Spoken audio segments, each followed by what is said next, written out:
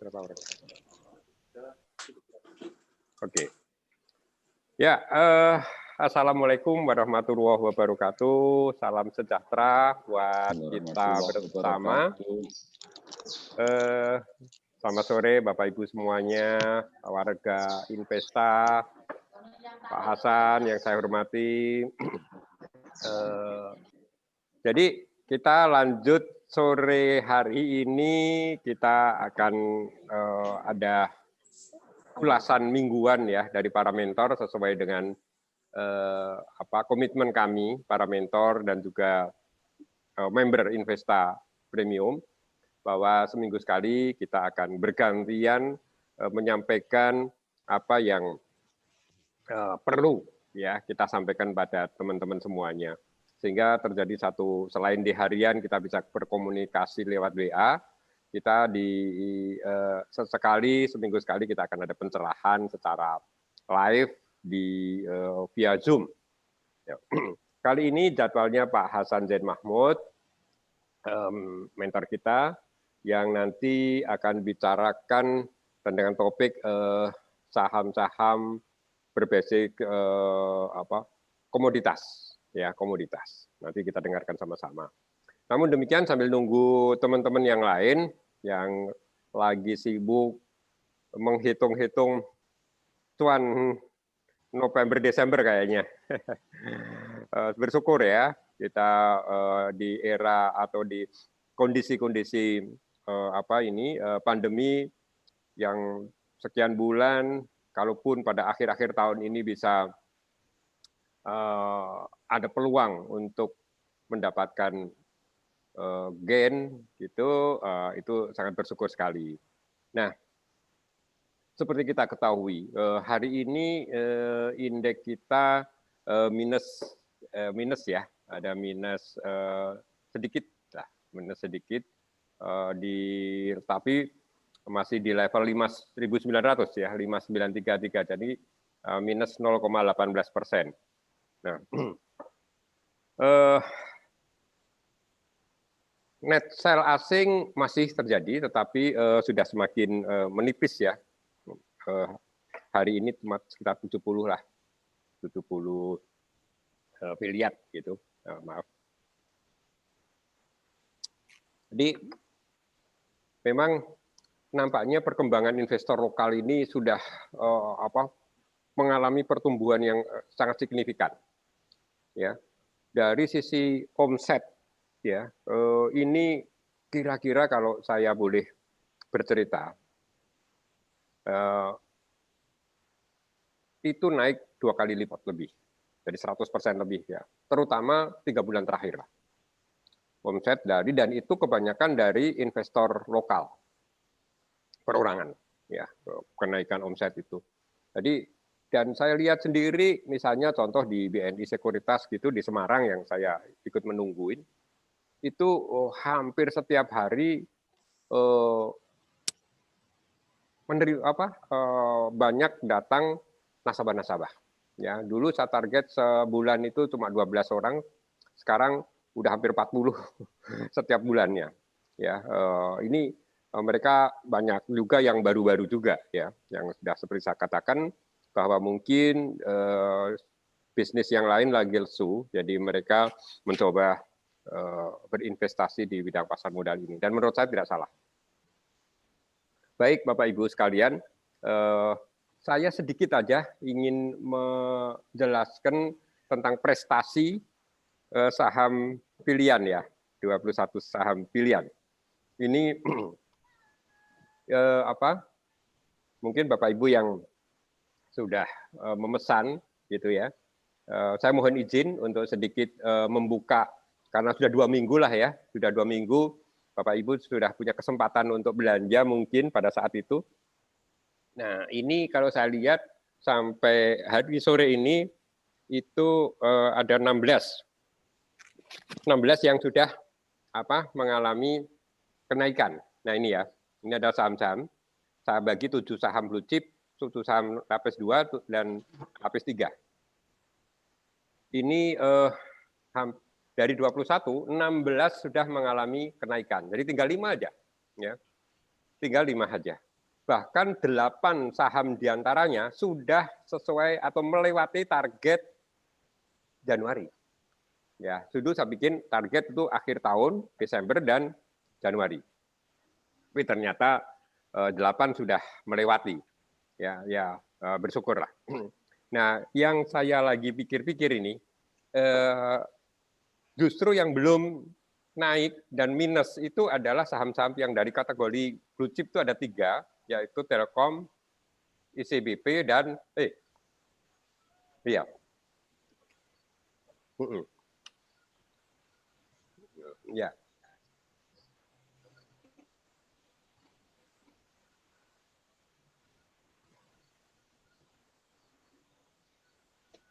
Terus, ya. Maaf, ya. Jadi Bapak Ibu bisa melihat di tampilan itu ada Telkom, ya, ICBP dan Excel. Itu masing-masing masih mengalami penurunan cukup signifikan ya, 5, 6, dan 4. Padahal kita tahu bahwa kinerjanya itu luar biasa. Labanya tumbuh signifikan. Telkom dan Excel ini dua saham telekomunikasi. Yang ini yang sedang kita cari penyebabnya. Apa yang saya salah hitung atau ada news yang saya tidak tahu ya kenapa bisa seperti ini gitu. Jadi itu saham yang bagus loh ya. Itu kelewat dari saham lapis 2 hanya tinggal 1 yang masih minus, yaitu Wood ya, dan lapis 3 hanya 1 ISSP aja yang masih belum naik. Ya, nah ini menarik sekali. Jadi ya paling tidak saya dari 21 16 lah sudah mengalami kenaikan, dan kenaikannya bahkan beberapa luar biasa ya dalam 2 minggu ini. Contoh aja ITMG naik 20%. PTBA naik ya. Berapa itu? 16%. Terus GNGA itu 21%. Terbanyak di BPKP. BPKP 23%. Ya. Ini adalah kenaikan yang cukup signifikan di antara saham-saham yang ada. Elsa juga ya, 21%. Jadi bayangkan sebelum 2 minggu saham-saham ini sudah naik sedemikian signifikan. Nah, saya sih berharap saham-saham yang masih minus ini nanti akan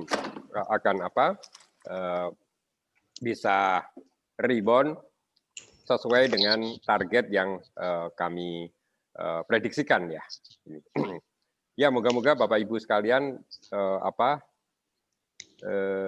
berkesempatan ya, yang 21 ini mempunyai kontribusi yang positif terhadap portfolio Bapak Ibu semuanya. Ya, ini adalah upaya kami dan tim, dibantu oleh teman-teman admin ya untuk membuat saham-saham pilihan, dan ini adalah bagian pendidikan saya juga kepada teman-teman yang muda-muda untuk mencoba menganalisis ya saham-saham yang layak kita kita bikin untuk investasi jangka pendek memang. Ya, ini adalah jangka pendek untuk sampai akhir Desember dan awal Januari. Yang kita maksud dengan window dressing dan January effect. Ya. Kita harapkan ini target-target itu saya bikin 30 Desember dan 8 Januari mestinya. Tapi ada beberapa yang sudah lewat.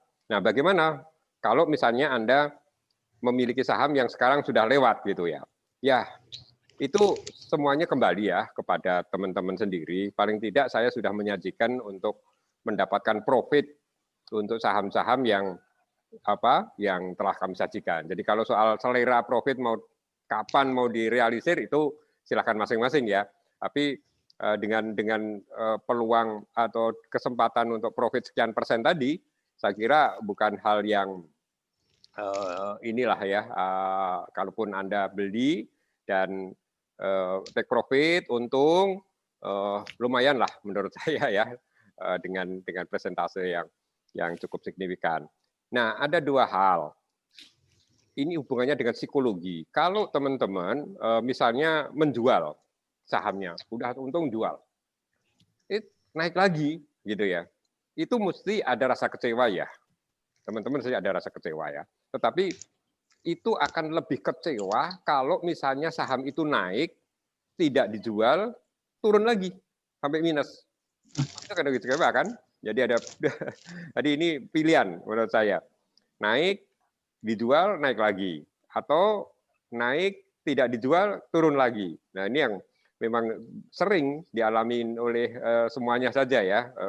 Inilah psikologi kita ya, bagaimana kita menyikapi saham-saham yang sudah naik. Jadi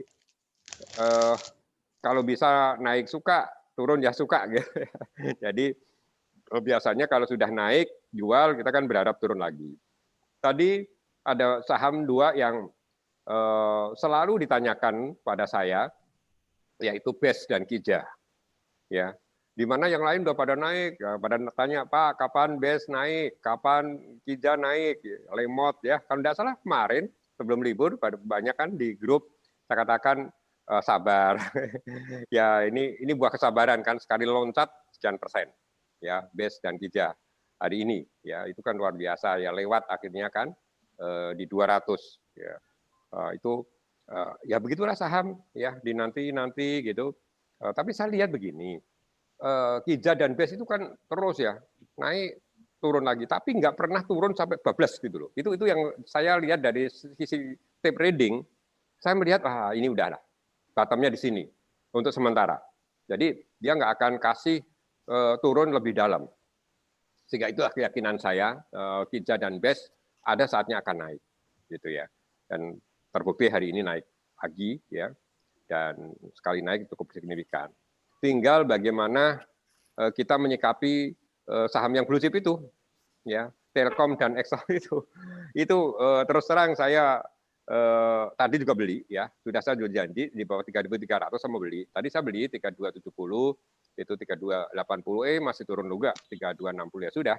Tapi menurut saya penurunan ini kalau benar kinerjanya seperti itu nggak lama ya, dan nggak akan turun terlalu tajam. Tapi sekembalinya nanti kalau balik itu akan lebih cepat.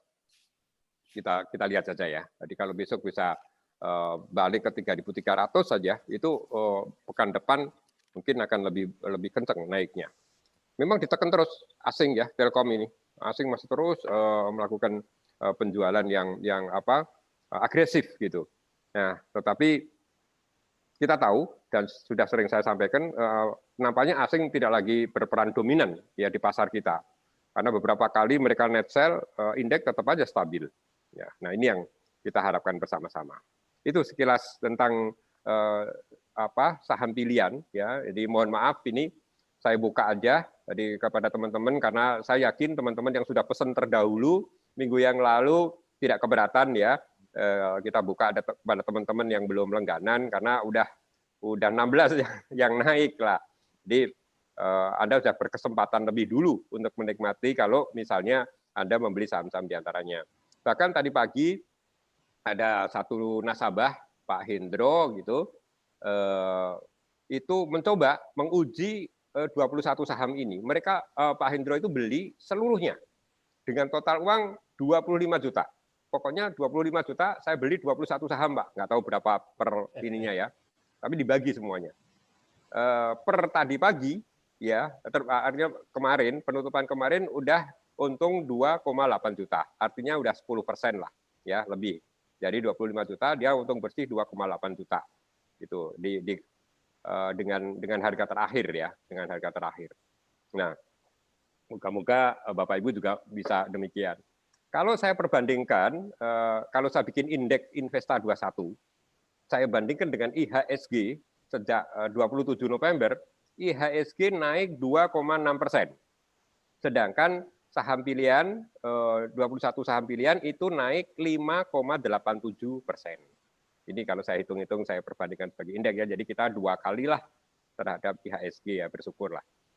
Ya, tapi ini saya bukan bermaksud sombong atau apa, ini adalah kerja tim kami, dan kalaupun ini hasil kajian-kajian ini cukup positif kan akan bisa kita teruskan lagi nanti ya, berapa periodik, saya akan bikin lagi sebuah untuk panduan. Tetapi pertama kali tujuan kami adalah untuk membimbing di edukasi ya, bukan rekomendasi sebetulnya. Jadi ini adalah bagian aja dari sekali kita memberikan layanan pada Bapak Ibu. Bapak Ibu, yang saya sampaikan ini Pak Hasan sudah siap. Kita atau mungkin ada pertanyaan dulu sebelum Pak Hasan barangkali barang 5 menit pertanyaan mengenai apa saham pilihan. Kalau ada silahkan. Pak Hari usul, Pak Hari. Iya. Oh Pak Yos, oke Pak Yos. Ya usul karena udah banyak yang lewat dari target 2 pun sudah lewat gitu kan. Ya Pak. Jadi kalau join sekarang dengan saham itu mungkin udah ketinggian juga. Ya. Nah, mungkin daftarnya bisa ditambahin. Ya, setuju. Ditambahin ya Pak Hasan, bukan saya ganti ya. Yang saya pengen nguji prestasinya yang turun berapa juga kita akan fair. Tetapi saya setuju dengan usulan Pak Yos akan menambahkan beberapa saham ya Pak Yos ya. Atau 4 atau 5 lah maksimal ya Pak Yos ya. Ya, oke. 4 sampai 5 saham untuk yang masih potensi untuk sampai window dressing dan January effect. Gitu ya Pak Yos ya. Oke, mungkin 5 saham kali ya. Jadi akan saya bagi blue chip apa, lapis 2 apa, dan lapis 3 apa. Terima kasih usulannya Pak Yos. Moga-moga Senin sudah bisa kami sampaikan. Oke, terima kasih Pak Hari. Ya. Ada lagi? Pak Hari mau tanya. Pak Hari kan kalau bus itu kan cepat banget Pak pergerakannya. Tadi kan sempat ya Pak. Ya, tadi sempat 220 ya Pak ya? Ya. 28. Sementara kan kita nggak plototin terus. Totalnya sementara target Bapak kan 218 gitu ya Pak ya? Ya berharap besok naik ya Pak ya. Ini tergantung Bu. Tergantung kalau Ibu belum jual, besok saya berdoa besok naik. Tetapi mungkin kalau Pak Yos sudah jual, Pak Yos akan berdoa besok turun. Biar bisa beli lagi kali. Itu biasa. Ya, tapi saya waktu itu kasih base ini ya, apa base itu di 218 Pak. 218 ya Bu, per Januari ya, 214 ini. Hari ini sudah 206. Jadi masih ada ruang lah sedikit untuk sampai ke 2. Tapi sempat tadi di 216 Bu, tertinggi dari hari ini base di 2. Ya, pergerakannya cepat banget kan Pak Hari. Ya, jadi ya. Nah itu ya Bu. Ya, memang saham itu punya karakter masing-masing. Ada yang lambat gitu. Coba kalau kita lihat pekan kemarin, base itu kan lambat banget tuh, ya. Kija juga lambat banget, tapi begitu action mereka wah cepat banget naiknya. Ya itulah ya di situ itu yang seninya menurut saya bahwa saham itu memang bisa seperti itu. Oh ya, satu lagi yang menarik yaitu saham rokok. Saham rokok hari ini drop ya, Gudang Garam dan HMSP. Bahkan HMS dua-duanya auto reject bawah. Ya. Gudang Garam ya, auto reject bawah, turun, juga HMSP. Ya. Ya. Nah, ini karena ya kita ada pengumuman tadi kan akan ada kenaikan cukai rokok 12,5% kalau tidak salah. Ya. Pak Heri ini. Ya, jadi itulah yang menyebabkan harga Gudang Garam dan HMSP rontok. Ya, nah inilah makanya kita sebagai investor itu ya gimana ya rajin-rajin ya mengikuti berita. Ya, kita terima kasih di sini ada Vivi gitu ya yang selalu rajin memberikan update berita-berita terbaru gitu. Saya begitu saya lihat tadi di berita Investa ya. TV kasih Menteri Keuangan itu kan menaikkan cukai 12,5%. Ya, saya bilang, saya lihat sudah nggak punya Sampurna, saya lihat sudah nggak punya gudang garam, ya udahlah aman. Ya, itu masih sempat sih kalau jualan tadi, tapi kami kebetulan tidak punya untuk kedua saham tersebut. Itu Bu Kori, moga-moga besok masih masih bisa naik lagi lah base-nya sesuai dengan target tersebut. Dengan juga tidak ya masih berpeluang lah. Tadi 226 ya, kan targetnya 240 ini. Baik Pak Hasan, mungkin Pak Hasan bisa melanjutkan dengan topik Pak Hasan yang menarik tentunya hari ini. Silakan Pak Hasan. Terima kasih Pak Hari. Bisa didengar suara saya nih? Ya, Oke. Terima kasih. Selamat sore Ibu dan Bapak. Senang sekali jumpa lagi sore hari ini. Saya mohon maaf tidak sempat membuat coret-coretan. Jadi kita ngobrol aja, mungkin saya akan bicara paling lama setengah jam, sehingga masih ada sisa 1 jam. Mudah-mudahan Ibu dan Bapak betah sampai pukul 5. Ya, ada yang bertanya pada saya 2 bulan yang lalu. Ketika ekonomi pulih, itu sektor apa yang akan mengikuti paling cepat? Jadi kita tahu bahwa secara umum ada yang defensive stocks. Defensive stock itu ya seperti ICBP, seperti Unilever, dan lain-lain. Ada yang cyclical stock. Cyclical stock itu kalau ekonomi booming, dia booming. Jawaban saya secara spontan adalah sektor energi dan logam. Kenapa energi? Sebenarnya intuitif saja. Karena tidak ada satu kegiatan ekonomi apapun yang bisa dilakukan tanpa energi. Jadi begitu kegiatan ekonomi naik, sudah pasti kebutuhan akan energinya akan naik. Tidak ada satu pembangunan fisik pun yang tidak membutuhkan mineral. Apakah itu mineral logam, apakah itu mineral yang non logam, dan fokusnya saya pada mineral logam. Saya kira. Jadi dan ternyata memang kita bisa lihat di daftar 21 itu tadi yang termasuk NAIA, ELSA adalah energi, ITMG adalah energi, ADARO adalah energi, PTBA adalah energi. Nah, energi dan logam itu bertemu pada satu sektor, walaupun berbeda dengan indeks, tapi itu sektor tambang. Tambang bagian dari komoditas. Nah, sebelum saya akan memulai ini, saya ingin berargumentasi yang dulu-dulu sejak tahun 2017, kalau nggak salah, pelatihan pertama. Saya memang sangat menggandrungi sektor komoditas. Karena komoditas itu cyclical. Turun dengan cepat. Ada beberapa daya tarik. Itu secara intuitif begitu saya masuk, fokus saya kepada sektor komoditas. Pertama, harganya sangat transparan. Dan ada referensi. Kalau kita lihat emas, di sana ada New York Mercantile Exchange, seluruh dunia. Kalau kita dimonitor, asal kita mau googling aja dan baca. Sangat gampang. Beda sekali dengan perkembangan jasa perbankan dan lain-lain. Asal kita mau tambang-tambang terbesar di dunia mana, lalu negara konsumen terbesar di dunia mana, dan seterusnya. Yang ketiga adalah proses produksinya dengan gampang bisa dibayangkan. Saya tidak pernah masuk ke tambang sih, tetapi saya bisa membayangkan misalnya bahwa dari tandan buah segar diolah jadi CPO kemudian jadi olein sebagian, jadi kernel oil sebagian. Itu bisa dibayangkan walaupun saya belum pernah melihat pabriknya. Yang keempat, itu demand dan supply-nya ketika terjadi ketidakseimbangan. Jadi ketika demand banyak, perkiraan nikel, harganya kan naik tajam. Nah, adjustment untuk mencapai equilibrium baru itu butuh waktu yang cukup panjang sehingga kita punya kesempatan. Kenapa? Karena memang saya orientasinya jangka panjang.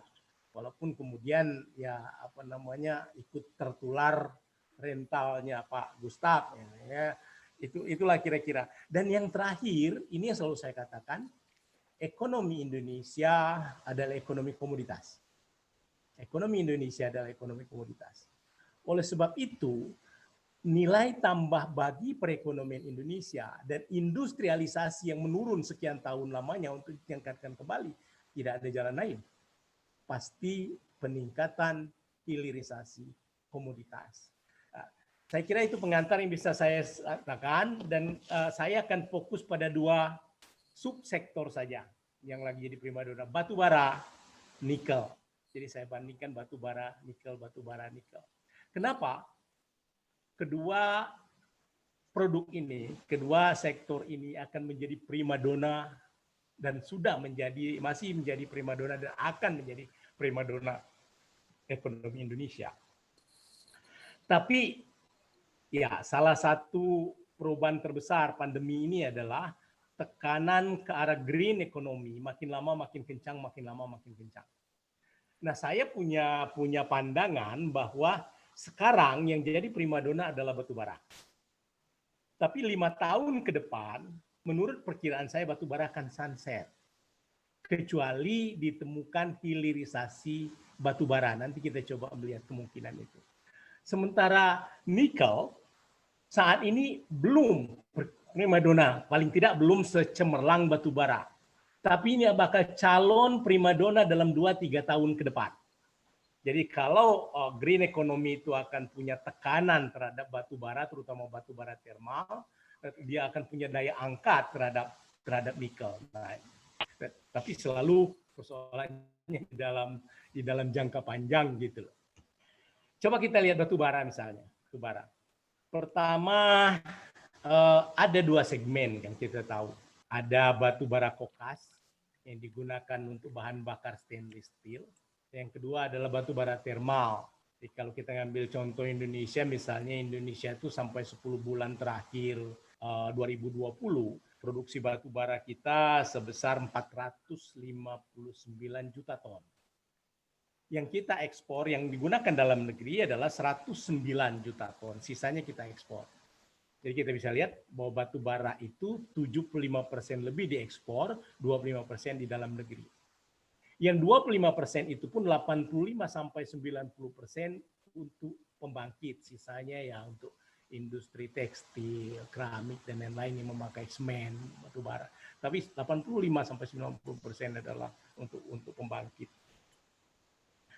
Nah, batu bara itu identik dengan Cina. Harga batu bara ditentukan oleh kegiatan Cina. Kenapa? Cina adalah produsen batu bara terbesar di dunia. Tapi dia sekaligus juga merupakan konsumen terbesar. 56% dari konsumsi batu bara diambil oleh Cina. Jadi ini sangat menentukan harga. Nah, cuman perbedaannya yang saya baca adalah di Indonesia batu bara itu pada umumnya open pit, tambang. Jadi tambang di permukaan tanah, dikeruk sedikit dapat. Sementara di Cina itu sebagian besar tambangnya itulah tambang di bawah tanah gitu, yang bisa sekian ratus meter, kecelakaan musim dingin, bla bla yang harus berhenti dan seterusnya. Jadi ketika Cina bergerak, dan sekarang ada 2 faktor yang menentukan. Pertama, musim dingin, kebutuhan batu baranya naik untuk pembangkit. Yang kedua, Cina merupakan satu-satunya negara besar yang mencatat pertumbuhan positif di kuartal 3. Ketika dunia mengalami resesi. Dan PMI-nya naik, artinya industrialisasinya naik. Seperti saya katakan, tidak ada aktivitas ekonomi yang tidak membutuhkan energi. Jadi impor batu bara. Dan kita juga beruntung sedikit. Beruntung karena hubungan diplomatik Cina dengan Australia memanas. Sejak Australia kepengen menelusuri dari mana memastikan Wuhan sumber dan medan pertama peperangan itu terjadinya di perdagangan internasional. Mereka ban.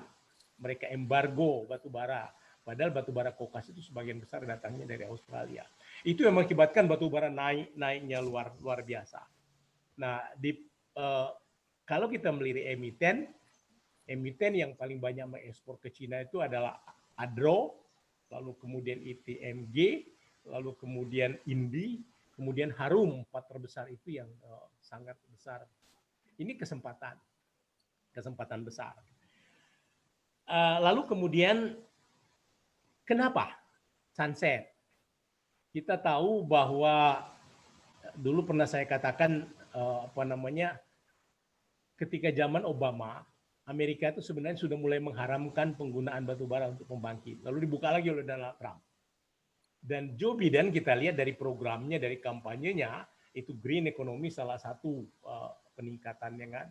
Oleh sebab itu di sana akan menciut. Eropa juga mengatakan, Inggris, Jerman sudah menetapkan bahwa tahun 2025 tidak ada lagi pembangkit batu bara yang mereka gunakan di sana. Jadi batu bara sekali lagi akan mengalami oversupply yang sangat besar, gitu. Kecuali kemudian ada yang mampu menyerap seperti CVO yang sekarang juga oversupply-nya luar biasa besar, tapi dicoba diserap dengan B30, B40 dan seterusnya, yang sebenarnya cost-nya juga luar biasa kalau kita analisis ke dalam. Jadi batu bara dalam tidak mudah, memang tidak mudah mengubah pembangkit yang menggunakan batu bara untuk kemudian menggunakan instrumen-instrumen yang lain, instrumen energi yang lain. Nah, jadi dalam waktu 5 tahun kemudian batu bara akan sunset tergantung pada hilirisasi. Yang saya baca saat ini yang paling mungkin di Indonesia sudah mulai dengan gasifikasi. Perubahan dari batu bara menjadi dimethyl ether, kemudian yang sebagai substitusi LPG bisa kita pakai ya, sebagai bahan bakar di rumah tangga terutama. Apakah berhasil? Berhasil itu bukan secara teknis, tapi secara ekonomis. Kalau teknis pasti berhasil. Ekonomis maksudnya adalah apakah seperti juga kita bisa lihat biodiesel solar itu jaraknya jauh sekali sekarang. Artinya biaya solar itu jauh lebih murah ketimbang biodiesel. Program B30 itu membutuhkan insentif yang luar biasa besar. Itu sebabnya pungutan ekspor diambil makin besar untuk dialokasikan ke sana. Nah demikian juga nih, akankah DME yang dihasilkan dari gasifikasi batu bara bisa lebih ekonomis daripada LPG sehingga impor ini bisa kita kurangi. Kita pindah kepada nikel. Nikel adalah calon primadona. Oh, mohon maaf, bukan maksud saya berkampanye karena portfolio saya sebagian besar dari aneka tambang dari 3 tahun yang lalu juga hal seperti ini saya katakan. Adalah primadona masa depan. Faktanya adalah Indonesia produsen nikel terbesar di dunia. 560.000 ton per tahun. Itu jauh di atas nomor 2 Rusia, Kaledonia Baru dan Rusia jauh di atas itu. Dan Indonesia merupakan negara dengan cadangan nikel paling besar di dunia, sebesar 23,7, hampir 24% cadangan nikel dunia ada di Indonesia. Yang kedua adalah Australia dengan 21,5%, lalu kemudian Brazil dengan 12,4%. Nah, hebatnya mulai dari SBY memang, tapi pelaksanaan pada Jokowi, hebatnya kebijakan pemerintah untuk menyetop ekspor nikel ore, itu biji nikel, itu akan mewarnai, akan sangat mendominasi ekonomi Indonesia di masa depan. Kenapa? Coba kita lihat. Selama ini biji nikel itu kita ekspor, ferronikel untuk bahan mentah stainless steel itu sedang kita coba olah di sini, lalu stainless steelnya kita impor. Dan Cina memang udah ratusan tahun tercatat oleh sejarah sebagai salah satu negara dengan produsen stainless steel paling besar. Nah, coba kita lihat, larangan biji nikel itu sudah membuat Indonesia diserbu oleh luar biasa banyak. Kenapa? Karena salah satu isu mengenai emisi bersih itu adalah mobil listrik yang bahan bakarnya lithium ion itu juga bukan hanya nikel sih. Dan kita beruntung 80% dari bahan baterai itu tersedia di Indonesia. Mulai dari tembaga, nikel, mangan, kobalt dan seterusnya, bahkan elemen tanah jarang yang sebentar lagi mudah-mudahan bisa kita produksi. Jadi mereka serbu. Bayangannya kemudian kita bisa lihat sekarang di Morowali, Sulawesi Tengah di sana, itu sudah didominasi oleh perusahaan Cina. Lalu kemudian di Halmahera, Wedapa itu juga didominasi oleh perusahaan, bukan hanya Cina. Ternyata bahwa kepentingan ekonomi itu kadang-kadang mendominir kepentingan politik. Ternyata kepentingan ekonomi terhadap nikel itu sudah membawa Amerika Serikat, Jepang, Cina, Korea Selatan masuk ke Indonesia. Itu nikel jadi nikel, kemudian menjadi lithium ion. Lalu kemudian kita bisa lihat kalau pabrik Tesla katanya mau buka di Jawa Tengah tuh Pak Ari, itu luar biasa nanti. Lalu Hyundai sudah mulai mobil listriknya. Toyota akan segera membangun mobil listrik. Jadi nikel itu kemudian menarik semua kepentingan, mulai dari ferronikel sampai ke stainless steel, lalu kemudian sisi yang lain dia akan menjadi baterai mobil listrik. Jadi bukan mustahil Indonesia menjadi produsen mobil listrik terbesar di dunia, karena bahan mentahnya ada di sini. Karena katanya konon ongkos paling besar bedanya adalah. Jadi saya ingin mengatakan bahwa pada satu sisi batu bara peluang sunset di dalam 4-5 tahun kemudian, dan nikel akan menjadi primadona baru dalam ekonomi Indonesia dalam 3-4 tahun ke depan. Itulah kira-kira yang bisa saya sampaikan. Nggak sampai setengah jam, sehingga kita bisa berdiskusi lebih banyak. Tidak hanya terbatas pada nikel, mungkin juga pertambangan yang lain kalau saya tahu, dan mungkin juga hal-hal yang lain. Silakan Aldi, kita dialog saja. Pak Hasan, saya mau ya, tanya. Bu Kori. Tadi saya ada, tapi belum baca sih Pak, ada baca berita dikirim Pak. Mulai besok izin pertambangan diambil alih oleh pemerintah pusat. Ini bagaimana dengan harga saham batubara kalau ini Pak? Saya kira bukan diambil semuanya, Bu. Tetapi kalau saya tangkap, Undang-Undang Cipta Kerja itu kemudian membatasi kewenangan pemerintah daerah pusat. Tapi tujuannya adalah untuk memperlancar investasi, untuk memudahkan. Jadi pertama tidak punya pengaruh terhadap harga batu bara, lalu kemudian investasi di sektor ini dan di sektor-sektor lainnya diharapkan jauh lebih lancar. Karena harapan akan pertumbuhan ekonomi Indonesia itu datangnya dari investasi. Karena kalau boleh teori itu sedikit, ekonomi kita itu 55% dari kue ekonomi itu asalnya dari konsumsi rumah tangga. Itu yang di-drop oleh pemerintah dengan 200 lebih triliun melalui pembangunan sosial. Tapi itu tidak akan membutuhkan banyak, nggak akan nambah banyak. Nah kalau investasi masuk, pertumbuhan ekonomi Indonesia bisa dipacu. Jadi memang peranan itu ada persentasenya memang. Sekian persen dari batu bara 500 tahun depan, pemerintah mencanangkan target produksi 550 juta ton batu bara. 150 juta ton untuk dalam negeri, sisanya untuk diekspor. Nah, memang persentase ini yang merupakan kewenangan pusat sekian, saya nggak tahu angkanya, tapi kewenangan pusat semakin besar, semakin besar. Jadi tujuannya bagus, tidak akan pengaruh.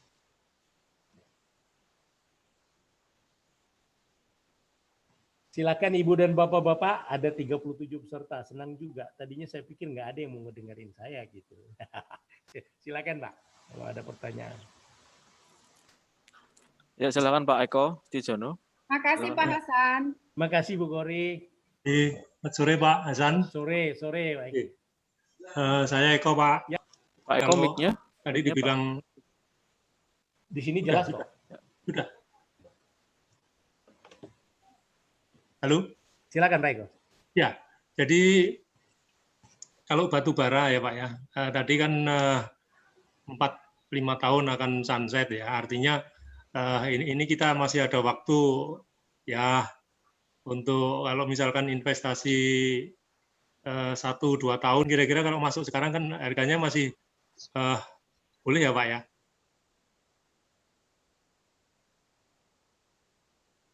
Terus untuk yang kedua, di antara produsen ini atau mungkin emiten nikel, kira-kira dari dua yang terbesar tadi Bapak sebutkan Antam sama Inco ya Pak ya. Kira-kira dari dua itu kira-kira ya menurut Bapak ini kira-kira yang paling baik mana gitu Pak Hasan? Terima kasih Pak. Ya. Saya kira punya Pak, tapi saya tidak tahu dalam 5 tahun kena sunset itu kan tidak terjadi secara mendadak akan Pak Eko ya. Dia akan pelan berkurang. Tidak mungkin berkurang jauh. Tidak mungkin karena yang namanya pembangkit itu tidak boleh istirahat kok. Nggak bisa berkurang kapasitasnya. Kalau saya Pak, dari pengamatan saya batu bara, saya cuma punya dua besaran. Pertama, angkanya itu $60 per metric ton. Saya berbicara mengenai batu bara termal ya. kalau harga batu bara di atas 60, maka saya kira praktis semua produsen itu mendapatkan margin keuntungan di Indonesia, baik yang publik maupun non-publik. Yang kedua adalah tren. Nah sekarang ini kalau kita lihat harga Newcastle, itu pedoman batu bara itu Newcastle Australia harganya, untuk kontrak paling dekat itu harganya sudah 76,75, tutup kemarin loh, $76,75 per metric ton. Jadi udah jauh lebih tinggi dari 60. Sebenarnya penjualan real mereka berbeda-beda sih tergantung kontrak mereka, tapi acuan harga ini dan harga itu dalam tren naik. Jadi pertama dia di atas 60 dan kedua harganya tren naik. Dan saat ini harga batu bara itu trennya masih naik. Jadi dengan demikian kesempatan. Tapi kapan? Saya cuma punya feeling itu sampai kuartal 1 sampai pertengahan tahun 2021. Setelah itu walau alam bisa naik terus, bisa juga kemudian kembali turun.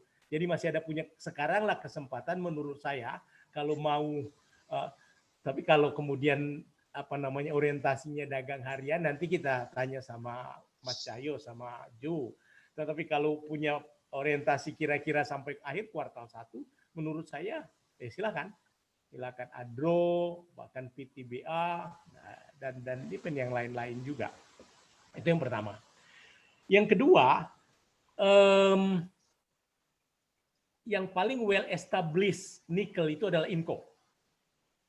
Inco itu perusahaan yang menghasilkan nikel barangkali terbesar sekarang. Karena yang lain-lain itu seperti Tsingshan, seperti lupa saya yang di Kowane itu nama perusahaan Cina. Mereka menghasilkan juga, punya tambang juga, tapi tambangnya kemudian mereka olah sebagian.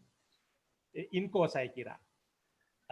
Antam, kemudian ada dua, lalu ada DKFT yang saya nggak tahu, dia nggak punya tambang, tapi dia punya smelter gitu. Dia punya smelter. Nanti saya cek kebenarannya, atau barangkali ada teman-teman yang tahu mengenai pertambangan. Nah, kenapa kemudian saya bias kepada Antam?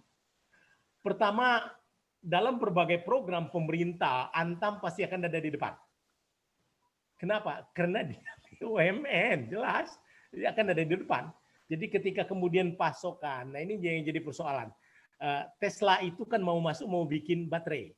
Sementara Indonesia mau mendirikan Indonesia Baterai yang terdiri dari PLN, Pertamina, Antam, lalu kemudian LG Chem dari Korea, CATL dari Cina. Mestinya kalau pemerintah tahu kalau Telsa masuk, dia harus masuk juga ke sini. Itu menurut perkiraan saya seharusnya masuk ke sana. Nah, Antam itu satu. Dan kedua, Antam itu diversifikasi, Pak. Antam itu sebenarnya dari segi revenue paling terbesar itu ya dagang logam mulia. Walaupun margin keuntungannya sangat tipis. Nah, oleh sebab itu begitu dia memperbanyak porsi penjualannya dari nikel, marginnya pasti akan. Antam itu keuntungannya cetek banget kok.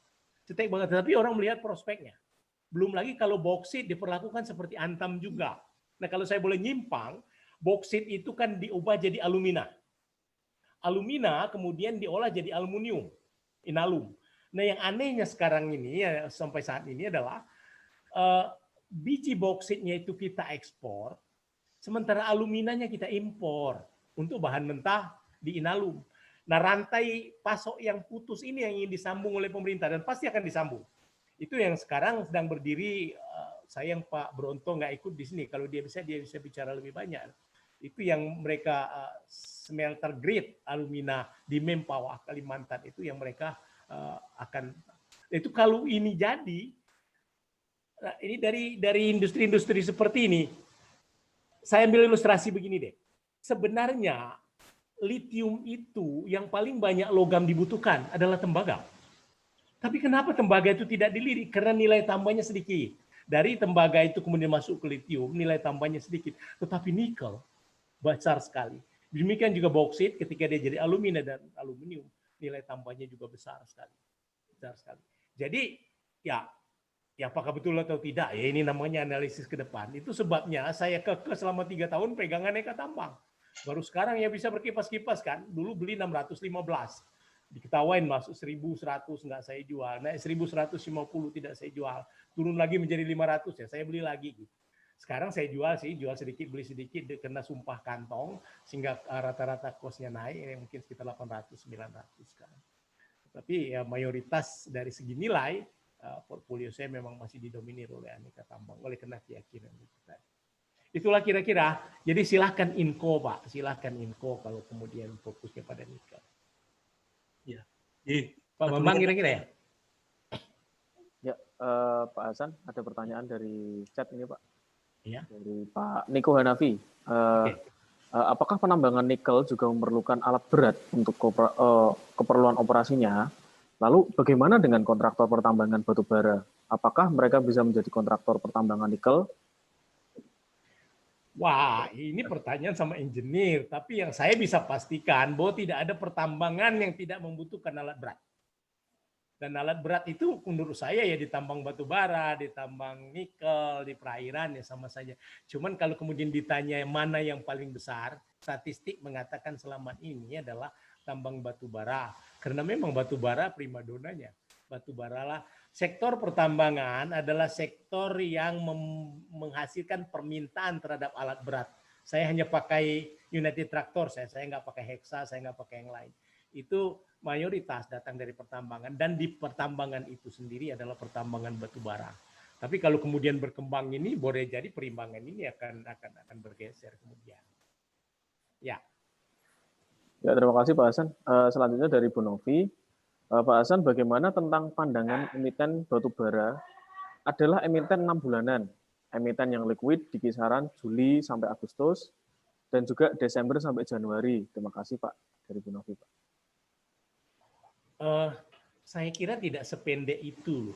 Cuman ada seasonal. Seasonalnya itu adalah pada musim. Kita kan nggak ada musim kan. Jadi di musim dingin orang pasti akan membutuhkan pemanas yang lebih besar, membutuhkan pembangkit yang lebih besar.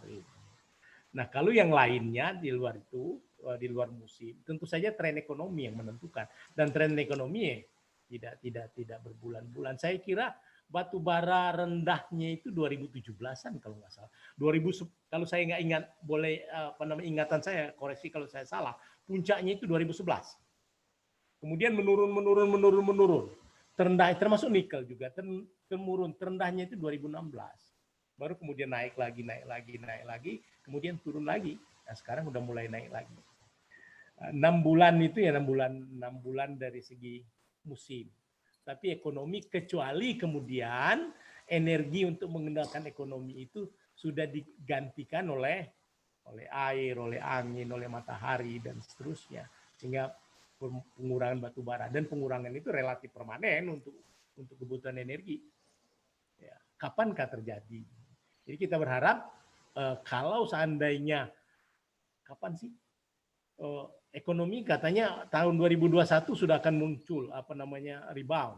Sudah hampir bisa dipastikan permintaan batu bara akan naik. Ya, terima kasih Pak Hasan. Selanjutnya dari Mas Nanda Pradana. Izin bertanya Pak Hasan, apakah ada perbedaan proses dalam mengolah nikel untuk bahan baku baterai dengan bahan baku untuk baja? Dan saat ini perusahaan mana yang sudah memiliki teknologi untuk mengolah bahan baku untuk baterai? Itu, Pak. Saya kira zatnya saya belum pernah ke pabrik. Nanti kalau suatu saat kita bisa itu ada unsur kimianya yang berbeda loh. Nikel itu kan bisa diurai ya. Ada yang kemudian dengan kromium kemudian bakal jadi Ada yang limonate itu kemudian bakal jadi bahan-bahan lah. Jadi tentu saja butuh teknologi yang berbeda, proses produksi yang berbeda dan unsur kimia yang berbeda yang masuk untuk stainless steel, yang masuk. Nah, yang mana yang sudah punya kemampuan untuk lithium? Saya kira kalau dalam negeri sih belum ada. Tapi itu kan yang dibidik oleh pemerintah itu kan ya. Itu yang dibidik oleh pemerintah. Di Morowali itu saya tangkap sekarang itu masih tetap karena di ban biji nikelnya Cina yang merupakan produsen stainless steel terbesar di dunia, dia jemput Itu yang kemudian jadi merwali masih untuk Tapi yang untuk lithium makanya konsorsium itu dibentuk. Konsorsiumnya aja belum, joint ventures-nya aja belum berdiri, masih ada. Mudah-mudahan segera lah, mudah-mudahan kalau awal tahun 2021 berdiri. Nah, saya juga tidak bisa memperkirakan secara teknis begitu joint venture-nya terbentuk, mulai pembangunan, feasibility study dan seterusnya itu berapa lama. Karena kalau saya boleh nyimpang sedikit, itu kesabaran. Saham tambang itu adalah ujian kesabaran betul-betul. Jadi saya suka ngambil ilustrasi, Freeport itu diberikan izin oleh Pak Harto pada tahun 1967. Produsen tembaga pertama kali itu 1975. Jadi butuh 8 tahun kan ya, butuh 8 tahun. Makanya kalau orang mengetawakan saya, kenapa saya tetap pegang BRMS, ya saya membidiknya yang jauh ke depan itu, jauh ke depan. Apa berhasil atau tidak? Ya walau alam saya tidak bisa memastikan. Tapi memang mulai dari eksplorasi, lalu kemudian feasibility study, lalu kemudian bikin konstruksi, bikin infrastrukturnya dan lain-lain. Saya barusan lihat tadi bahan public expose karena saya nggak pernah hadir langsung dari BRMS. Di sana dia gambarkan pembangunan infrastruktur di daeri untuk memacu pembangunan zinc and lead di sana yang diperkirakan tahun 2022. Mereka udah bangun konstruksi, toh masih harus sabar menunggu 2 tahun lagi. Ya itulah. Jadi memang ujian kesabaran yang sebenarnya sebagai investor. Kira-kira begitu, Pak. Ya, baik. Terima kasih, Pak Hasan. Silakan Bapak Ibu jika ada pertanyaan bisa langsung kalau misalnya tidak berkenan untuk lewat mic, bisa lewat chat. Kalau misalnya berkenan lewat mic, silakan bisa langsung saja bertanya. Oke. Ya, ini ada Pak Hasan. Iya, silakan, Mas Nanda. Silakan, nanya lagi, Pak. Ya, Pak, silakan. mengingat biji nikel kita kan bakal semakin banyak ya, Pak. Jadi diversifikasi industrinya mungkin akan banyak, Pak. Selain baterai dan untuk baja, apakah ada industri lain nggak yang mungkin berpengaruh atau akhirnya memiliki prospek atas penghentian ekspor ini, Pak? Wah, saya kira banyak sekali industri-industri yang bakal butuh nikel. Cuma kuantitasnya saat ini itu kan 60% dari nikel itu dipergunakan untuk bahan stainless steel. Nah, Anda yang memperkirakan nanti kira-kira 4 tahun ke depan kebutuhan untuk mobil listrik itu bakal melampaui kebutuhan untuk stainless steel. Mungkin permintaan luar biasa besar kan. Tapi yang lain-lain sih saya kira banyak. Satu hal yang kecil yang kita lupa, tidak ada koin tanpa nikel. Seluruh dunia kan punya koin kan ya, termasuk Indonesia punya koin, ada unsur nikel. Berapa besar unsur nikelnya di dalam? Saya tidak tahu. Saya tidak tahu berapa. Jadi banyak sekali yang sekedar galvanize Karena karakternya itu kan pertama nikel itu konon katanya, kata profesoran itu, dia bisa lebur titik lelehnya itu pada suhu 1400 sekian derajat. Jadi tahan. Dan yang kedua, dia tahan korosi. Ya. Jadi semua benda apapun yang kemudian membutuhkan itu, apalagi warnanya bagus, gitu. Bahkan saya kira perhiasan. Emas, coba nanti kita cek, saya tidak begitu yakin. Tapi menurut perkiraan saya, emas putih yang dipakai oleh ibu-ibu, itu ada unsur nikel di dalamnya. Artinya ada unsur nikel dalamnya. Untuk membuat dia lebih kuat, lebih kokoh. Gitu. Apakah saya benar apa salah ya nanti kita cek bahannya. Jadi banyak, tapi jumlahnya sangat kecil-kecil. Yang diandalkan untuk pertama untuk stainless steel, sangat-sangat dibutuhkan oleh konstruksi, oleh mesin-mesin, lalu kemudian baterai, mobil listrik.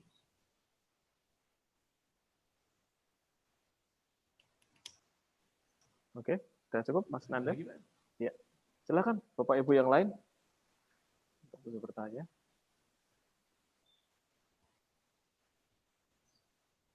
Oh ya, ini Pak Bambang Susilo. Pak Bambang Susilo berkenan langsung bertanya atau lewat chat saja, Pak? Saya udah baca kok bertanya. Oke, siap. Saya udah baca di sana. Ya. Cuman, ini saya nggak tahu saham Inco berapa ya hari ini. Yang saya kalau ditanya kuantitatif, Pak Bambang, nyerah deh saya. Cuman yang ingin saya katakan, saham-saham Inco itu punya potensi naik. Kenapa? Karena perusahaan-perusahaan emiten-emitennya punya potensi besar untuk kemudian memperbaiki kinerja keuntungannya gitu. Jadi Inco maupun Antam masih punya peluang naik. Tapi berapa dan kapannya nanti apa namanya biar dibantu sama Mas Jo, Mas Cahyo dan Pak Hari saja. Tapi masih punya potensi untuk naik. Punya potensi naik. Ya, kalau saya boleh cerita sebentar, tambah sedikit itu. Terus terang saya tadi jual lagi Antam 1.400. Jual sedikit, cep gitu. Tadinya saya harap bisa turun lagi ke 60 atau 55, saya udah pasang jual di sana. Turun sampai ke 75, 70, kemudian naik lagi ke atas. Kita lihatlah besok. Tapi saya intuitif, saya nggak pakai nggak pakai awan, nggak pakai kumu, nggak pakai resisten segala macam, cuma intuitif aja. Ya begitu deh. Silakan kalau yang lain. Baik, silakan Bapak Ibu yang lain. Halo. Ya, silakan Pak Bambang. Ya Pak Bambang, terus ini. Ini Pak mau tanya mengenai batu bara, Pak. Silakan. Saya mau tanya, saya lihat dari presentasi Bapak ini mengenai pertambangan luar biasa pahamnya gitu. Apakah Bapak dulu dari pertambangan gitu loh Pak? Setahu saya kok cukup detail sekali seperti yang saya ketahui gitu loh. Kemudian yang kedua mengenai batu bara. Tadi Bapak meramalkan kan 5 tahun terjadi penurunan gitu ya. Sedangkan di pembangkit listrik itu rata-rata kan didesain untuk 30 tahun atau 30-40 tahun. Sedangkan di beberapa negara termasuk Indonesia kan banyak yang di Indonesia terutama itu kan banyak terus bangun, dan ini masih banyak yang nunggu yang menunggu dari untuk membangun walaupun udah berlebih, tapi banyak investor yang mau membangun pembangkit batu bara gitu. Nah, menurut saya kalau 5 tahun apa nggak terlalu dekat Pak? Mungkin Pak, menurut saya feeling saya ya 10 tahun lah baru sunset itu Pak. Terima kasih. Iya Pak Bambang. Nah, malu saya Pak pertanyaan pertama itu apa namanya, seumur hidup karir saya itu cuman bergerak di satu bidang kok Pak. Jadi pelayan di Bursa Efek, mulai dari regulatornya 15 tahun di Bapepam, 2 periode di Bursa Efek, terus di Bursa Berjangka. Jadi enggak ada. Cuman ya saya itu kutu buku mulai dari SD. Jadi senang belajar, terus terang senang belajar. Tiap hari saya belajar. Ini barangkali ya itu hanya pengetahuan teoritis untuk pertambangan. Ini mudah-mudahan ada manfaatnya. Ini cuma perkiraan saya aja, terutama pertanyaan yang kedua itu Pak Bambang. Memang kan sebenarnya listrik kita itu rumit banget. Saya kalau bicara pembangkit loh Pak, listrik kita itu rumit banget. PLN digenjot 35 gigawatt. Karena genjot, padahal belum tentu kebutuhan sebesar itu. Lalu dijualnya di mana? Lalu IPP sudah membangun. Lalu membangun dengan janji dibeli oleh PLN gitu. Wah itu anu lah. Kalau saya ditanya yang lebih fundamental, saya sejak di Bapepam dulu berkampanye agar listrik itu dibebaskan. Seperti yang lain-lain, biar swasta. Jadi pemerintah itu cukup standar keamanannya begini, harga maksimal begini, silakan siapapun yang mau. PLN bisa bersaing dengan yang lain. Bukan hanya membangun pembangkit, tetapi juga transmisi siapa aja. Kalau di luar negeri listrik itu ya barang dagangan kok. Tidak puas pada masuk yang sini, saya bisa beli ke tempat yang lain gitu dan bersaing. Itu repot. PLN ini menjadi sebuah persoalan besar juga di dalam konteks pembangkit ini. Saya berpendapat bahwa tekanan untuk green economy itu akan simultan. Jadi katakanlah ada pembangkit dengan bahan bakar batu bara dibangun untuk 30 tahun. Sekarang baru 5 tahun atau 10 tahun, mestinya masih 20 tahun kan. Tapi tekanan ini membuat IPP-nya sendiri maupun PLN secara simultan akan membangun pembangkit yang lebih ramah lingkungan. Matahari, angin, air yang sebenarnya menjamurkan di Indonesia ini luar biasa kok. bentar lagi teknologinya sampai. Saya baca di media massa bahwa di Perth itu 23% rumah tangga itu sudah pakai matahari. Kenapa Indonesia yang mataharinya kepanasan kita terus setiap panjang tahun nggak bisa satu saat. Nah, kalau ini sudah bisa terbukti lebih ekonomis, yang 30 tahun bisa diganti dong Pak. Tidak harus nunggu 30 tahun betul. Nah, cuman kalau kemudian yang 30 tahun yang batu bara ini masih tetap lebih ekonomis dari yang ini, dia akan lanjut terus. Jadi pertimbangannya bukan teknis, ekonomis. Kalau mereka mampu membangun energi dengan menggunakan sumber daya lain dengan ekonomis yang lebih murah, mereka tinggalkan itu walaupun teknisnya belum ada. Karena bakal mati. Bakal mati. Bapak bayangkan Bapak bangun 30 tahun dengan batu bara. Tiba-tiba saya temukan teknologi matahari yang bisa saya jual dengan lebih murah, ramah lingkungan. Bapak mau terus? Nggak bisa bunuh diri, Pak. Jadi yang menentukan bukan usia teknis, tetapi usia ekonomi. Tekanan. Itu kira-kira gambaran saya. Apakah persis 5 tahun ini kan cuman perkiraan yang saya baca aja. Eropa misal mengatakan, kalau Jerman memang mengatakan tahun 2025 nggak ada lagi batu bara di sini. Inggris juga mengatakan seperti itu. Yang lain mengatakan seperti itu. Makanya ya kira-kira seperti itu. Nah, Indonesia pasti akan lebih lama. Saya kira itu gitu, Pak. Masih, Pak. Terima kasih. Ya, baik. Silakan Bapak Ibu yang lain jika ingin bertanya. Ini juga sudah kami rekam dan nantinya akan kami upload di YouTube-nya Investa yang tidak publik, jadi hanya Bapak Ibu yang di grup Investa Premium yang bisa mengakses video ini. Baik, silakan Bapak Ibu, jika ada pertanyaan lagi bisa langsung disampaikan saja dengan cara membuka mic-nya yang tadinya di mute atau lewat chatting. Silakan Bapak Ibu.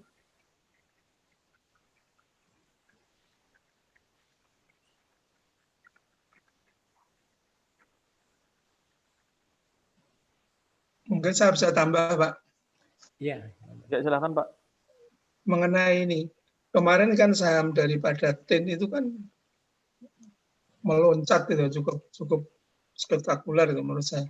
Sedangkan harga timah apakah timah dunia kelihatannya juga tidak terlalu signifikan.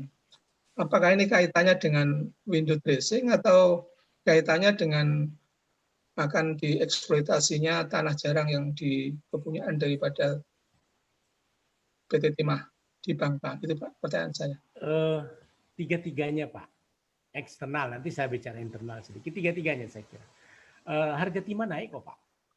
Saya nggak tahu sekarang, tapi tadi kemarin kan masih di angka 18. Sejak kemarin sore sudah di angka 19. Tadi ketika saya lirik itu sempat 19.300 per metrik ton itu di London Metal Exchange. Jadi naik cukup signifikan juga. Dan jangan lupa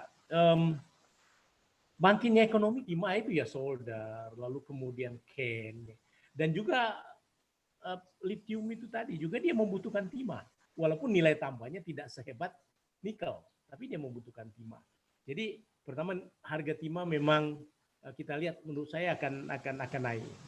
Lalu kemudian ya logam tanah jarang itu menurut perkiraan saya masih lama Pak, masih lama. Katakanlah mengenai masalah regulasinya, lalu kemudian teknologinya, regulasinya kan di tangan pemerintah. Teknologinya begitu boleh sama pemerintah, diizinkan, karena itu konon katanya untuk senjata dan segala macam kan Pak ya, diizinkan dan boleh dijual, lalu kemudian teknologinya PT Timah yang akan mengenakan itu, belum lagi konstruksinya dan lain-lain. Jadi saya kira masih akan lama. Window dressing yes. Nah di dalam dari 3 perusahaan di bawah Min ID itu, Timah itu yang hutangnya paling gede. Dan kemarin itu ketika dia mau menunjang pemerintah untuk menghilangkan smelter liar itu, dia membeli semua sehingga kemudian hutangnya luar biasa besar untuk memupuk cadangan-cadangan timah itu. Nah ini salah satu hambatan, itu mengakibatkan timah yang sebenarnya tahun 19 itu dapat untung, tahun 2020 ini menderita rugi. Tapi perkiraannya kalau bisa diperbaiki, mudah-mudahan tahun ini dia bisa memperoleh keuntungan. Jadi saya kira semua faktor berjalan di situ, berpengaruh di situ. Dan di Indonesia kalau kita bicara timah itu cuma satu-satunya kok, Kobatin udah bangkrut sekarang. Jadi hanya satu-satunya, dia praktis monopoli lagi. Ya, saya kira begitu Pak Bambang. Terima kasih Pak Hasan. Ngomong-ngomong Pak Bambang punya latar belakang pertambangan? Bukan, saya teknik elektro Pak. Oh oke. Jadi saya kadang-kadang malu loh bercerita hal-hal begini nih. Saya 100% ekonomi ya, nggak punya kemampuan. Tapi melebihi insinyur Pak, pertambangan nampaknya. Terima kasih. Silakan kalau masih ada. Tanya. Ya, Bapak Ibu, jika ada pertanyaan, saya rasa satu kali pertanyaan lagi ya, Pak Hasan, sebelum ditutup ya, Pak Hasan ya. Ya, silakan. Tadi target kita pukul 5, tapi kalau nggak ada ya nggak apa-apa nanti. Ya, silakan. Ya, silakan, Bapak Ibu, jika ada. Ini ada pertanyaan, bukan pertanyaan sih, maksudnya terima kasih, ucapan terima kasih dari Pak Erwan. Terima kasih Pak Hasan untuk wawasan, penjelasan, prospek sektor pertambangan sangat mencerahkan. Gitu. Ya, silakan. Bapak Ibu, jika ada pertanyaan lagi, satu pertanyaan. Kita tunggu 1 menit, Pak ya.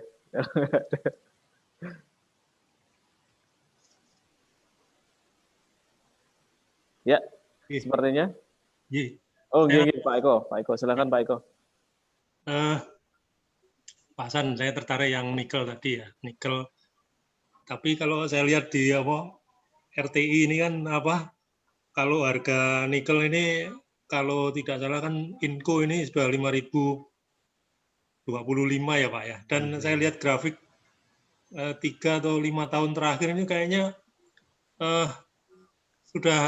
sudah di posisi tinggi ya. Kira-kira pertanyaannya apakah masuk kalau untuk jangka panjang tadi ya kira-kira 1-2 tahun gitu kan.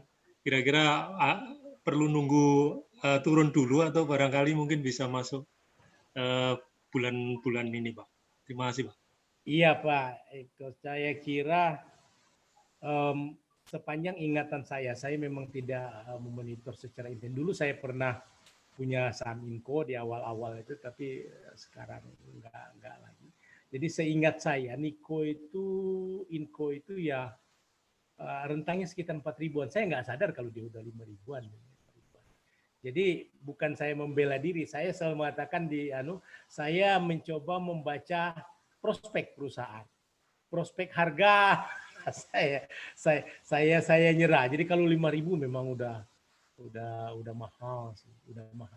Yang saya hampir bisa yakini adalah bahwa kinerja keuangan Inco itu akan naik. Tapi seringkali terjadi kinerja keuangannya naik, harga sahamnya turun, ya itu bisa jadi loh. Ya. Jadi kalau nggak ya join saya aja di Aneka Tambang. Saya masih yakin sampai akhir tahun 2022. Oh, ya, matur. Ya. Udah semua ya? Oke. Kalau udah semua, sebelum saya kembalikan ke Aldi sama Pak Hari, ya last remark, seperti biasa kalau ada jarum yang patah jangan disimpan di dalam peti. Kalau ada semut di ladang bisa kita menumpang mandi.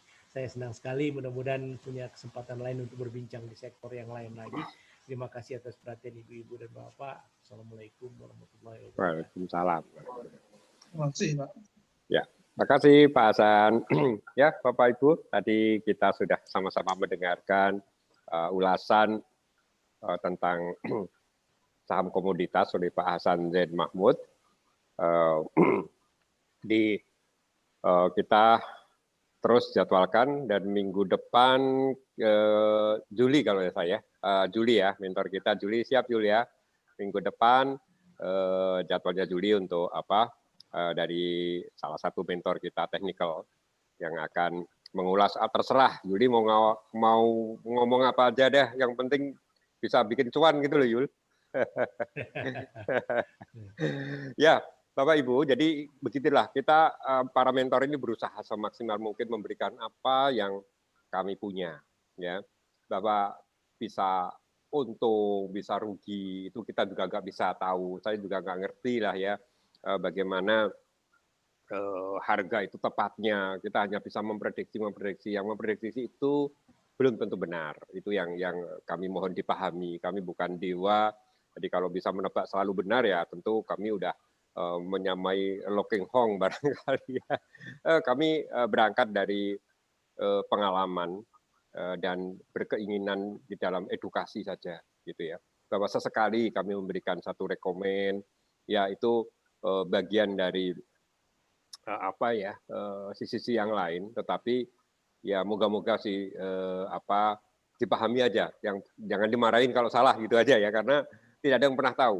Makanya si Yuli nggak pernah ngerti dia, nggak pernah sebut maksudnya ini harga sampai berapa, dia hanya sebutkan resisten dan support aja, ya sesuai dengan apa yang ada di ilmunya itu, tetapi tepatnya pasti tidak akan ada yang pernah tahu.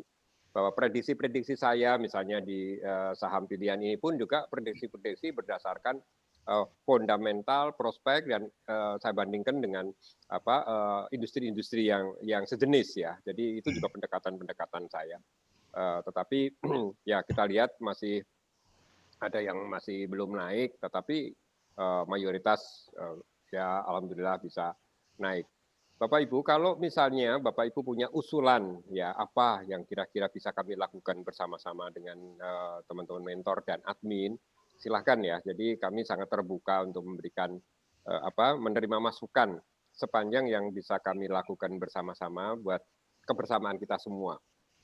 Ya, jadi kita akan terus mengupdate apa yang bisa kita lakukan dari usulan dari ide-ide kami, tapi tidak menutup kemungkinan dari usulan Bapak Ibu semuanya. Saya kira saya banyak sekali teman-teman yang baru juga ya, yang nggak usah sungkan. Jadi kami menyadari bahwa ini kan heterogen sekali nih, ada sekitar hampir 200-an ya. Jadi teman-teman ada yang baru, ada yang sudah menengah, ada yang jam terbangnya tinggi. Nggak ada yang istilah bahasa Jawa ngisin-ngisin gitu ya. Kalau ada pertanyaan yang sangat mendasar, enggak. Kami akan jawab semuanya karena memang banyak heterogen sekali ya yang ikut itu ya.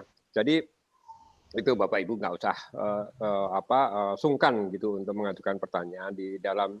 Kami hanya mohon kalau misalnya saya, Yuli atau Dwi Cahyo, Pak Hasan kurang responsif ya, memang kami ada beberapa kesibukan juga ya, jadi mungkin tidak bisa cepat begitu. Tapi insya Allah lah kita akan menjawab pertanyaan-pertanyaan itu. Kita selalu baca kok, kita update semuanya. Itu Bapak Ibu sekalian, misalnya ada usulan silahkan nanti tulis di WA, akan diupdate oleh admin kami Rinaldi, dan akan kita bahas bersama-sama.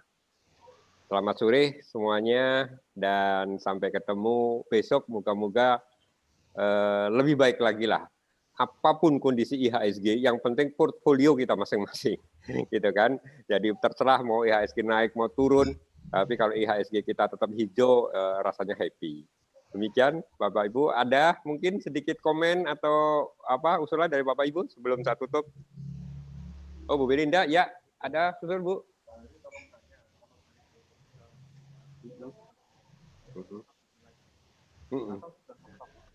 Ya Pak Hari. Ya Bu Belinda ya. Ya. Ya, tadi ada pertanyaan sudah saya baca Bu. Saya katakan bahwa kalau sudah naik, apa bisa naik lagi atau sudah mentok? Itu pertanyaan yang tentu sulit kami jawab ya. Jadi kita nggak pernah tahu apakah itu bisa naik lagi atau turun lagi. Tetapi waktu saya bikin, saya akan menghitung gitu, memprediksi itu adalah minimal angka yang kita persentase kenaikan yang kita bisa harapkan dari saham tersebut, dan itu ada yang 6%, ada yang 10%, ada yang 15%. Itu adalah hitungan kami bahwa setelah mencapai itu apakah akan naik terus apa turun, ya itu sangat susah dijawab ya Bu ya. Tapi itu tergantung selera lah. Makanya saya katakan kalaupun di take profit pada saat target itu dijual dan saham itu naik lagi, ya itulah rezeki kita, sudah kita nikmati begitu ya, daripada tadi kan naik tidak dijual, pengennya naik lagi turun lagi gitu. Nah itu yang sangat kita bisa bikin kecewa. Seperti kemarin pertanyaannya Bu Kori tentang Pegas ya, kalau udah mencapai 1.700 misalnya, ya gimana? Kalau saya bilang, oh cukup banget ya dijual gitu ya. Ya, moga-moga sempat jual ya Bu. Ibu kan mau nambah muatan lagi lah, tapi ternyata tadi turun lagi kan Pegas. Nah, demikian seperti itu, seperti HMSP misalnya. Tapi kebetulan HMSP tidak masuk di dalam 21 saham saya. Saya tidak tahu tiba-tiba ada berita yang mendadak begitu, yang bisa prediksi itu bisa salah dengan adanya news yang baru gitu. Itu Bu Berlina. Ya, makasih Pak Hari. Ya Bu. Bu Susan mungkin, Bu Susan nggak usah malu gitu. Bu Susan, banyak itu ibu-ibu di sini. Silahkan Bu Susan ya. Kalau ada pertanyaan Bu Susan. Pak Hari mau tanya. Ya. Pak Hari, biasanya kan kalau harga yang Pak Hari bilang tiba-tiba naik itu biasanya kan kita libur terakhir ininya bursanya tanggal 30 ya Pak Hari ya? Iya. Itu biasanya itu yang kan laporan tutup buku Pak, itu biasanya berarti di situ yang loncatnya biasanya Pak ya tinggi. Benar. Ya, jadi 30 Desember ini nanti Ibu bisa lihat ya. Ada, ya tidak semuanya, ada beberapa saham yang loncat tinggi, Bu. Ya, bisa naik tiba-tiba mungkin jam 2:30 belum ada reaksi, tapi nanti begitu menjelang jam 3 udah naiknya udah tinggi banget. Itu ada. Ya, nah, tapi itu tentu bukan saham-saham yang kapitalisasinya besar seperti Telkom, BRI, enggak begitu. Itu adalah biasanya saham-saham yang volumenya kecil, jadi dia tarik ke atas itu cepat gitu ya. Gitu. Itu ada juga yang seperti itu. Jadi kalau perbankan Pak itu blue chip kan tutup buku biasanya kan akhir tahun, udah akhir bulan juga gitu Pak. Bukannya biasanya loncat gitu ya Pak ya? Enggak. Saya kira kalau seperti BRI, BNI, Mandiri begitu, itu dia akan bertahap Bu mulai sekarang. Kan coba lihat dalam 2 minggu ini saham BRI udah naik berapa? Ya toh kan bertahap, nggak bisa langsung naik tinggi nanti mendadak 1 hari, nggak bisa karena dia kapitalisasinya itu besar. Jadi artinya kan lotnya besar sekali. Jadi kalau dia naik 2 poin aja udah berapa ratus miliar itu ya untuk naikin saham BRI atau BNI 2-3 poin di atas. Ya, jadi mereka mesti bertahap mulai sekarang naik, turunin lagi, naik, turunin lagi gitu ya. Itu adalah model mereka melakukan window tracing secara bertahap. Tadi tergantung sahamnya. Ya, makasih Pak Hari. Ya. Sudah. Ya, Bapak Ibu, saya kira kita akhiri sore ini pertemuan kita semua. Dan saya senang kalau Bapak Ibu juga ada waktu luang untuk selalu update ulasan-ulasan para mentor. Demikian, saya akhiri. Mohon maaf atas segala kekurangan dan kesalahan kami. Wassalamualaikum warahmatullahi wabarakatuh. Makasih Pak Hari, Mas Aldi, Pak Hasan. Waalaikumsalam, makasih Pak Hari. Mas Aldi, makasih Pak Hari. Pak Hasan, Pak Hari, Aldi, terima kasih. Makasih Pak Hasan, makasih Mas Aldi semuanya. Pak Mek, waduh. Suaranya Pak Dokter kedengaran. Ya, Pak Mek. Terus berjuang Pak Mek. Siap Pak. Mohon doanya Pak, sehat semuanya ya. Taufik, ya. Apa kabar Pak Dokter? Iya, kita doakan semua nih Pak Dokter pahlawan kita di depan ya. Untuk membantu kesehatan kemanusiaan dan mereka berisiko sekali ini, kita atensi sekali dengan teman-teman profesi dokter ini. Dan di komunitas Investa ada beberapa dokter ya, kebetulan Pak Omek ini dokter bedah saraf gitu ya Pak Omek ya, bedah otak. Iya Pak, siap Pak, betul Pak. Aldi bedah otak di Rumah Sakit Darmais Jakarta gitu. Ini Mas Omek ya. Oke, terima kasih semuanya. Terima kasih Pak.